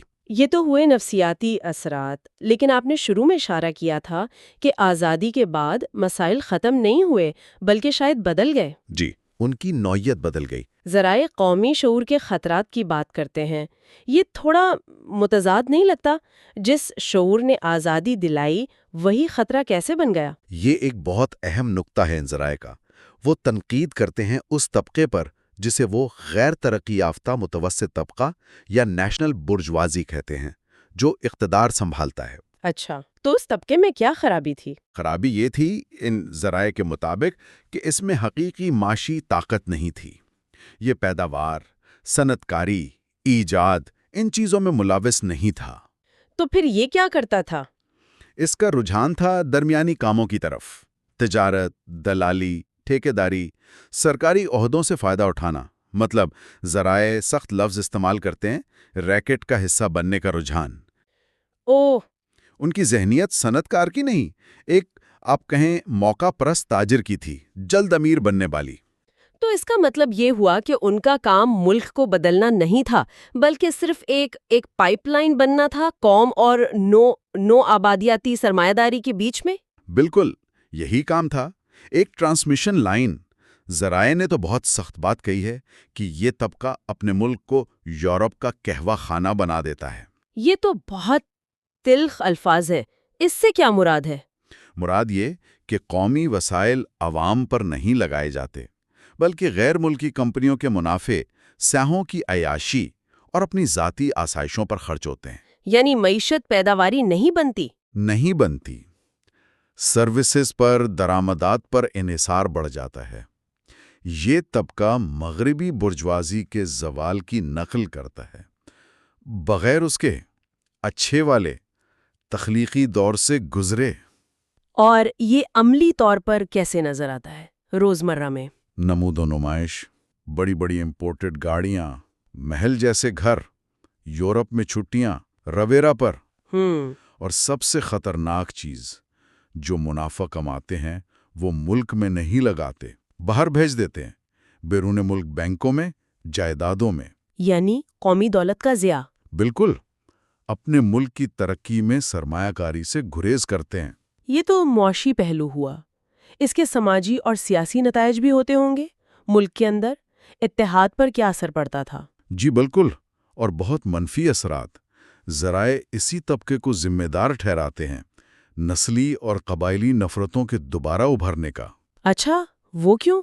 اقتدار پر اپنی گرفت رکھنے کے لیے عوام کو قومیت یا مشترکہ مفاد پر اکٹھا کرنے کے بجائے پرانی تقسیموں میں الجھا دیتے ہیں۔ مثالیں ہیں کوئی؟ جی، ذرائع دیتے ہیں، جیسے آئیوری کوسٹ میں ڈہومی اور وولٹک لوگوں کے خلاف مقامی آبادی کو اکسانا، سینیگال میں سوڈانیوں کے خلاف، کانگو میں بلوبا اور لولوا قبائل کی لڑائی، کٹنگا کی علیحدگی۔ تو یہ وہی تقسیم کرو اور حکومت کرو والی پالیسی ہوئی؟ بینہ جو پہلے نوآبادیاتی طاقتیں کرتی تھیں۔ یہ طبقہ نوآبادیاتی دور کی وہ جعلی تقسیمیں، جیسے سفید افریقہ، سیاہ افریقہ، ان کو بھی استعمال کرتا ہے اپنے فائدے کے لیے، تاکہ اصل مسائل سے توجہ ہٹ جائے، غربت، ناانصافی سے۔ جی ہاں بالکل۔ یہ آزادی کے جدوجہد کے دوران جو قومی یکجہتی بنی تھی، اس سے ایک طرح کی غداری تھی۔ اس طبقے کے علاوہ ذرائع میں ایک اور کردار پر بھی بات ہے، وہ واحد لیڈر جو اکثر بہت کرشماتی ہوتا ہے۔ ہاں، لیڈر کا کردار۔ ذرائع کہتے ہیں کہ ان ممالک میں لیڈر ایک اخلاقی طاقت بن جاتا ہے، ایک مورل اتھارٹی۔ اخلاقی طاقت؟ جی، اس کی شخصیت، اس کی قربانیاں، وہ ایک پردہ بن جاتی ہیں جس کی آڑ میں وہی کمزور برجوازی طبقہ وہ خود کو امیر بناتا رہتا ہے۔ اچھا، یعنی لیڈر ایک ڈھال بن گیا؟ ایک طرح سے ہاں۔ آزادی سے پہلے وہ عوام کی امیدوں کا مرکز ہوتا تھا، لیکن آزادی کے بعد ذرائع کہتے ہیں اکثر وہ عوام کی بنیادی ضرورتیں، روٹی، زمین، ان کو پورا کرنے کے بجائے اسی مراعات یافتہ طبقے کا نمائندہ بن جاتا ہے۔ یہ تو بہت مایوس کن تصویر ہے، گویا وہ عوام کو ماضی کی جد و جہد یاد دلا کر حال کے مسائل سے غافل رکھتا ہے۔ آپ کہہ سکتی ہیں۔ اور پھر پارٹی، جو سیاسی پارٹی آزادی لاتی ہے، اس کا کیا بنتا ہے؟ ہاں، پارٹی کا کردار؟ ذرائع بتاتے ہیں کہ آزادی کے بعد پارٹی بھی اکثر ٹوٹ پھوٹ جاتی ہے یا زوال کا شکار ہو جاتی ہے۔ کیسے؟ جو پارٹی پہلے عوام کی آواز تھی، وہ اب ایک بیوروکریٹک مشینری بن جاتی ہے، کام صرف اوپر سے حکم نیچے پہنچانا۔ عوام اور قیادت کے بیچ ایک رکاوٹ؟ بالکل، ایک دیوار جہاں اختلاف رائے کو دبایا جاتا ہے، خاموشی صفوں میں یہ نعرہ عام ہو جاتا ہے۔ پارٹی رکنیت وہ ذاتی ترقی کا زینہ بن جاتی ہے، عہدے، مراعات، اور بدترین صورتوں میں وہ کسی ایک نسلی یا قبائلی گروہ کی آمریت کا ذریعہ بن جاتی ہے۔ یہ سب سن کر نفسیاتی مسائل، قیادت کا بحران، تقسیم، تو کیا کوئی امید کی کرن بھی ہے؟ ان ذرائع میں آگے کا کوئی راستہ بتایا گیا ہے؟ نہیں، بالکل بتایا گیا ہے۔ مایوسی نہیں پھیلاتے وہ۔ دراصل ان تحریروں کا سب سے آپ کہیں طاقتور حصہ وہی ہے جہاں وہ ایک متبادل راستہ دکھاتے ہیں۔ اچھا، وہ کیا ہے؟ سب سے پہلا قدم یورپی ماڈل کو مسترد کرنا، مکمل طور پر۔ یورپ کی نقل نہیں کرنی؟ بالکل نہیں۔ ذرائع زور دیتے ہیں کہ مقصد یورپ جیسا بننا نہیں یا کوئی تیسرا یورپ بنانا نہیں، مقصد ہے کچھ نیا ایجاد کرنا، ایک نیا انسان۔ نیا انسان؟ جی، ایک مکمل انسان۔ جو مغرب کی طرح مادیت اور روحانیت میں بٹا ہوا نہ ہو۔ یہ ایک بہت بڑا ویژن ہے، انقلابی۔ یہ تو واقعی بہت بڑا ویژن ہے، لیکن یہ نئی تعمیر کرے گا کون؟ اگر لیڈر اور پارٹی پر بھروسہ نہیں رہا تو پھر کون؟ عوام، صرف اور صرف عوام، ان کی اجتماعی طاقت، ان کی دانش۔ عوام؟ جی، اسی لیے یہ ذرائع بار بار سیاسی تعلیم و تربیت پر زور دیتے ہیں، لیکن اس کا مطلب یہ نہیں کہ لیڈر تقریریں کریں اور عوام سنیں۔ تو پھر کیا مطلب ہے؟ مطلب ہے عوام کے ذہن کھولنا، انہیں بیدار کرنا، ان میں تنقیدی سوچ پیدا کرنا، ان کی ذہانت کو جگانا۔ اچھا۔ انہیں یہ سکھانا کہ سب کچھ ان پر منحصر ہے، عوام ہی سب کچھ ہیں، کوئی ایک نجات دہندہ نہیں آئے گا، نجات اجتماعی جدوجہد میں ہے۔ یہ تو بہت بڑی تبدیلی ہے، اس کا کوئی عملی طریقہ بھی بتایا ہے؟ جی، طریقہ ہے، انتہائی مرکزیت گریزی، ڈی سینٹرلائزیشن، اختیارات نیچے تک منتقل کرنا، گاؤں محلے کی سطح تک۔ اور قیادت؟ قیادت کو دارالحکومت سے نکل کر دیہات میں عوام کے بیچ رہنا چاہیے، ان سے سیکھنا چاہیے، انہیں سکھانا چاہیے، مسلسل رابطہ۔ کیا عوام پیچیدہ مسائل سمجھ سکتے ہیں؟ اکثر تو یہی کہا جاتا ہے۔ ذرائع اس بات کو رد کرتے ہیں، وہ الجیریا کی مثال دیتے ہیں۔ جنگ آزادی کے دوران جب عوام کو ان کی زبان میں سمجھایا گیا زمین کی تقسیم کیسے ہو، پیداوار کیسے منظم ہو، تو انہوں نے نہ صرف سمجھا بلکہ عمل بھی کیا۔ شرط یہ ہے کہ قیادت عوام پر بھروسہ کرے، انہیں شریک کرے۔ یعنی شراکت داری۔ بالکل، اور یہیں سے قومی شعور کو آگے بڑھانے کی بات آتی ہے۔ صرف قوم پرستی کافی نہیں۔ تو پھر کیا؟ قومی شعور کو سماجی اور سیاسی شعور بننا ہے، ایک وسیع انسانیت پسندی میں ڈھلنا ہے۔ مقصد صرف اپنی قوم نہیں، پوری انسانیت کی فلاح ہو۔ اور اس کا عملی مطلب کیا ہوگا؟ قوم کیسی بنے گی؟ ایسی قوم جہاں ہر شہری، ہر فرد خود کو قومی کوشش کا حصہ سمجھے، ہر کام، سڑک بنانا ہو، اسکول بنانا ہو، پل بنانا ہو، وہ عوام کی شعوری شرکت سے ہو، اوپر سے مسلط نہ کیا جائے۔ اجتماعی ملکیت کا احساس۔ جی، یہاں تک کہ فوج، پولیس، انہیں بھی سیاسی طور پر تعلیم یافتہ ہونا چاہیے، عوام کے خادم بنے، حاکم نہیں۔ اور فرد کے اندر کی تبدیلی، وہ جو نفسیاتی پیچیدگیاں تھیں؟ ہاں، وہ سب سے گہری بات ہے۔ حقیقی آزادی تبھی ہے جب وہ نو آبادیاتی دور کی احساس کمتری، نفرتیں، وہ فرد کے اندر سے بھی ختم ہوں۔ یہ باہر کی تبدیلی کے ساتھ اندر کی تبدیلی بھی ہے۔ ایک مکمل انقلاب۔ جی، جو ذہنوں میں بھی آئے اور سماج میں بھی۔ تو آج کی اس گفتگو میں جو ہماری پچھلی بحث کا اختتام تھی، ہم نے نو آبادیاتی جدوجہد کے بعد کے مراحل کو دیکھا، نفسیاتی اثرات کی گہرائی کو سمجھا، جی، آزادی کے بعد کی قیادت پر جو تنقید تھی اسے دیکھا، اور آخر میں وہ جو ایک بالکل مختلف عوام پر مبنی مستقبل کا مطالبہ تھا اس پر بات کی۔ اور بنیادی پیغام یہی ہے، اگر خلاصہ کریں، کہ حقیقی آزادی صرف سیاسی نہیں ہوتی، جھنڈا بدلنے سے نہیں آتی۔ یہ شعور کی، ثقافت کی، سماجی ڈھانچے کی ایک بنیادی تبدیلی ہے، جس کی قیادت عوام کریں اور جو عوام کے لیے ہو۔ اور یہ آسان نہیں، یہ مسلسل جدوجہد مانگتی ہے۔ اور آخر میں ہم اپنے سامعین کے لیے ایک سوال چھوڑتے ہیں جو براہ راست ان ذرائع کے اختتام سے لیا گیا ہے۔ جی، اور وہ سوال آج بھی اتنا ہی اہم ہے۔